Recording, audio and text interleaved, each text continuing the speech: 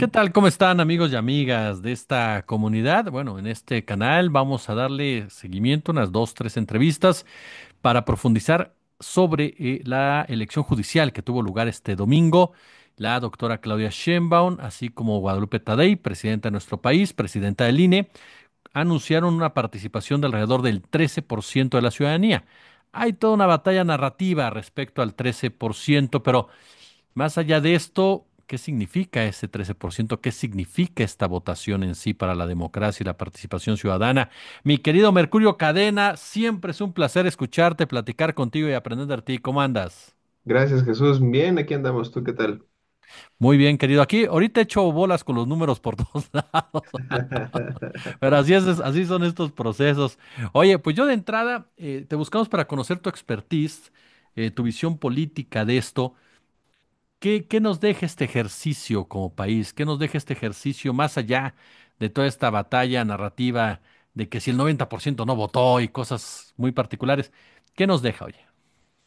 Yo creo que muy buenas noticias. Nos deja un país que en mi opinión está logrando sortear una apatía histórica muy profunda que había evitado que se tuviera y se consolidaran actividades y procesos más democráticos.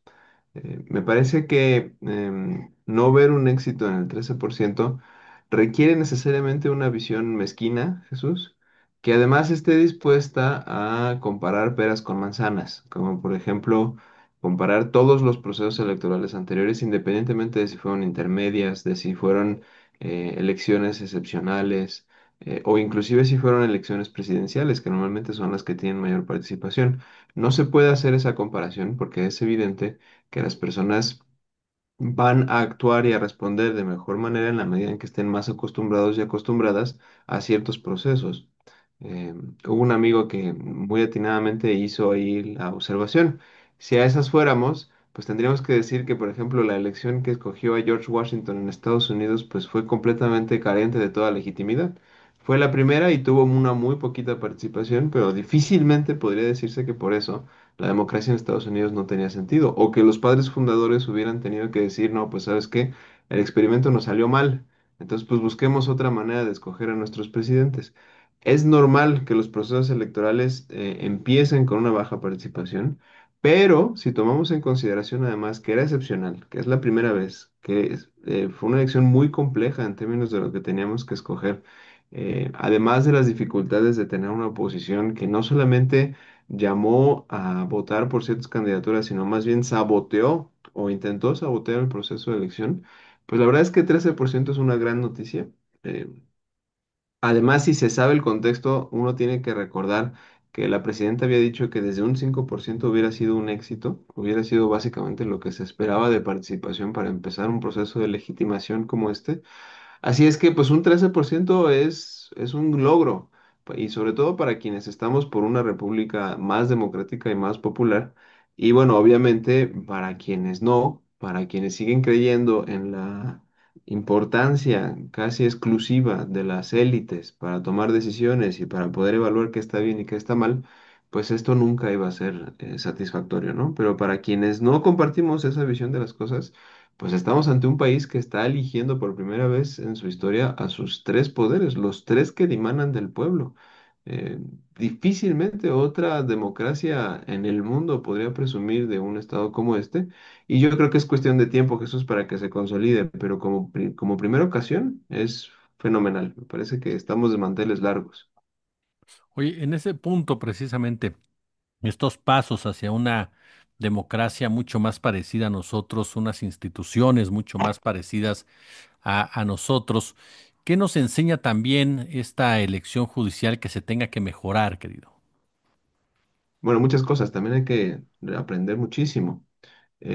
A mí me parece, por ejemplo, que necesitamos meterle mucho más fuerza a la publicidad, al conocimiento de candidaturas y de candidatos y candidatas. Aunque hay que hacer una salvedad ahí también, Jesús. Eh, yo no sé si a ti te había tocado que en este país se hablara tanto como se habló de juzgados, de No. magistraturas de circuito, de ministros, de tribunal de disciplina, de quién es merenganito, quién es un sutanito. Hay que dar Y un no. paso adicional, porque efectivamente como país estamos abordando una elección que va a ser muy compleja, pero no debemos tampoco ningunear lo que se avanzó. O sea, en este país jamás habíamos hablado de que era un magistrado de circuito, magistrada de circuito. Y ese fue el tema de conversación durante la semana pasada. Entonces, hay que seguir trabajando en eso sin ningunear, sin soslayar el hecho de que este país está empezando a tener, afortunadamente, la capacidad de tener elecciones complejas, como llega a suceder en muchas otras partes del mundo. Entonces, eso por un lado. Lo otro, que me parece que difícilmente tiene alguna justificación, querido Jesús, es la complejidad de la boleta. O sea, creo que ahí sí el INE hubiera podido invertirle un poquito a un diseñador o una diseñadora de experiencia de usuario que nos permitiera tener una boleta un poquito más intuitiva. Yo no soy experto y por eso tampoco me pretendo meterme a decir debía haber sido así o asá en términos de diseño, pero sí me dio la sensación de que la experiencia pudo haber sido mucho mejor. Por ejemplo, voy a lanzar una intuición y ya los diseñadores y diseñadoras me dirán si estoy loco o no. ¿Por qué no recurrir a un mecanismo de tachar única y exclusivamente al ladito del nombre de las personas que a ti te interesaría que estuvieran para un cargo, ¿no? Y a lo mejor un letrerote que diga, pues en esta sección vas a tachar cuatro y solo cuatro. Este asunto de trasladar números me parece que complejizó las cosas demasiado y en exceso. En fin, ahí me parece que hay un pendiente importante en términos de diseño. Em, y creo también que hay lecciones hasta para la oposición, Jesús. Eso también me parece que es importante. En este afán de quererse abrogar una victoria que no les corresponde, porque además, asumiendo sin conceder que el abstencionismo sea un problema, dadas todas las variables que ya platicamos, eso no significa que se lo puedan adjudicar directamente, ¿eh? Porque ese abstencionismo no necesariamente votaría por la oposición. Entonces, ahí hay una lección estadística importante. No se pueden abrogar algo que no necesariamente es de ellos y ellas, ¿no? Pero además hay también una lección política, además de la estadística. Los vacíos, Jesús, en política se llenan. Y eso es algo que es bastante bien sabido para quienes llevamos un tiempito en estas cosas. Y si no los llenas tú, lo va a llenar alguien más. Funcionan un poco incluso como gases, ¿no? El gas adquiere, digamos, el espacio de su contenedor. Eh, si tú renuncias a ocupar ese espacio, pues habrá otro gas que lo haga. Eso pasó básicamente con la oposición. Están tratando de celebrar cuando tomaron una mala decisión. No lograron ni siquiera intentaron, ya no digamos, ya no hablemos de lograr después de haber emprendido un esfuerzo por hacer algo. La oposición renunció explícitamente, Jesús, a tratar de lograr algo en esta elección. Pudieron haber metido a un ministro, a una ministra, a alguien del Tribunal de Disciplina Judicial. Si se hubieran organizado, quizá hubieran logrado la movilización necesaria para que con los pequeños números que tienen como oposición, pues a lo mejor meter algún perfil que fuera afín a sus visiones, a su manera de sancionar el derecho, qué sé yo. Renunciaron explícitamente a eso, Jesús. Y bueno, pues ese vacío que ellos mismos dejaron, pues lo ocupó Morena, lo ocupó Morena con toda la legitimidad con la que se ocupan las cosas en política. Y ahí no se le puede culpar a Morena por ocupar el espacio vacío, se le debe culpar a la oposición por no tener ni siquiera el interés por hacer su chamba, que hubiera sido tratar de ocupar ese espacio político, ¿no? Y bueno, también creo, Jesús, que esas cosas se van a ir consolidando con el tiempo. La reforma judicial está para quedarse, la oposición no podrá ser tan terca en el tiempo. eh, y paulatinamente, conforme esto vaya sucediendo más y más, ahora en 2027, por ejemplo, volveremos a tener una elección judicial, se va a ir consolidando y los problemas de la democracia se irán resolviendo como se resuelven siempre, con más democracia. Irán subiendo los números, irán incrementando incluso la participación de la oposición. La buena noticia es que este número es más que suficiente, y eso quizás es lo más importante, Jesús, para consolidar el modelo. Entonces ya no hay retroceso. Este 13% es más que suficiente para consolidar el proceso. Así es que aquí para el Real no queda más que crecer, subir los números, aumentar la participación y desarrollar la inteligencia colectiva y social necesaria para que esto cada vez sea más fácil, más útil, más representativo, más rápido. En este punto también quiero preguntarte, la reaparición de Andrés Manuel López Obrador. ¿Cómo la ves? Que el movimiento que lo hace, esa declaración tan puntual de que tenemos la mejor presidenta del mundo, ¿cómo valoras la reaparición del presidente? Pues mira, la verdad es que mentiría si no te dijera que me dio muchísimo gusto. En términos personales, eh, pues se sabe que simpatizo con Andrés y verlo después de que cumplió tan tajantemente su palabra acerca de no volver a salir a la luz pública y no mencionar nada, pues la verdad es que es una bocanada de aire fresco eh, para el obradorismo. Lamentable, bueno, no sé si lamentablemente, pero para la oposición es una derrota más. Y no es que lo diga yo, o sea, lo que pasa es que proyectan sus propias inquietudes, sus propios deseos, y luego la realidad no les responde y no queda más que pues, sancionar el fracaso. Y me refiero en específico a las declaraciones de Ciro Gómez Leiva, ¿no? Que afirmaba con toda contundencia que si Andrés Manuel hubiera salido a lo público, él estaba seguro que no iba a suceder porque el pueblo lo iba a calumniar y lo iba a atacar y lo iba a rechazar.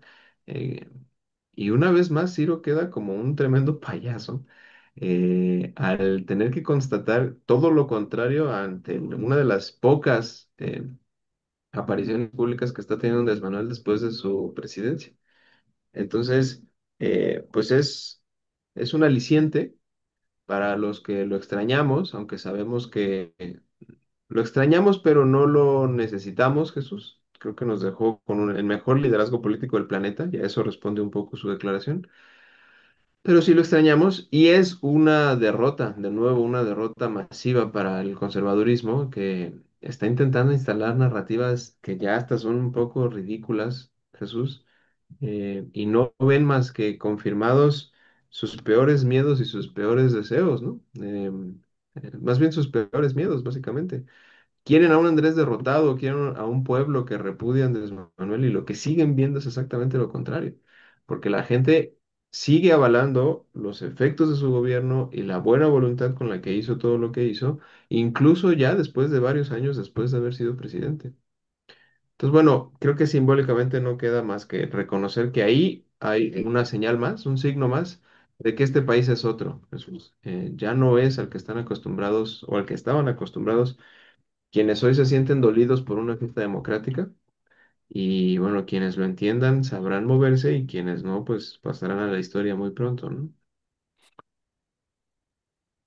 Ahorita mencionabas, de aquí es para adelante, y nos topamos entonces con un México que cada día es diferente a lo que conocimos en 2017. Una sociedad que se va involucrando cada día más y una versión de la democracia que menos gusta, por supuesto, a la élite. No, para ellos la democracia es que aquel que no tenga cierta, que no pertenezca a la misma, no puede tener toma de decisiones en este tipo de cuestiones. Ese tipo de campañas, ¿qué tanto crees tú que van a irse debilitando? El hecho de tratar de minimizar a una población mayoritaria, el hecho de minimizar por la cuestión racial, el hecho de tratar de que la gente se siente inhibida en sus propias condiciones. Qué tanto crees que se vayan derrotando a sí mismas o qué tanto crees que se puedan ir empoderando? Mira, yo creo que ahí tenemos que eh, pelar muy bien los ojos, como dicen por ahí. Em, Preguntas por campañas en específico, ¿no? Y me parece que las campañas como tal, es decir, los ejercicios públicos, notorios, de tratar de convencer a la gente mediáticamente de un punto de vista, esos van a disminuir. Los de la oposición me refiero, los que están intentando convencer a través de los medios masivos que esto es un desastre, que esto es Cuba, que esto es Venezuela, esos van a disminuir, Jesús, porque no están dando resultados y porque son muy caros. Em, y no van a dar resultados. La gran virtud de todo lo que se hizo con Andrés Manuel y de lo que Claudia está consolidando y demás es que se está construyendo un régimen en el que difícilmente hay una vuelta de hoja. De ahí, de nuevo, insisto, la importancia del 13%. No sé si será, yo creo que es muchísimo y es excelente, pero independientemente de eso, lo fundamental y con lo que debemos quedarnos es que es más que suficiente, insisto con esto, para que no haya vuelta atrás con la elección democrática de jueces en el país. Pero, y esto es quizá con lo que concluiría para tu pregunta, eso no significa que debamos confiarnos o que el conservadurismo va a resignar ese poder perdido así como así. Yo lo que más bien creo es que van a empezar a... Lamentablemente me parece que hay sectores más violentos, más recalcitrantes que otros, que ya están entendiendo con mucha claridad que no van a volver al poder por la vía democrática, pacífica, civilizada en muchísimo, muchísimo tiempo, si es que alguna vez vuelven al poder.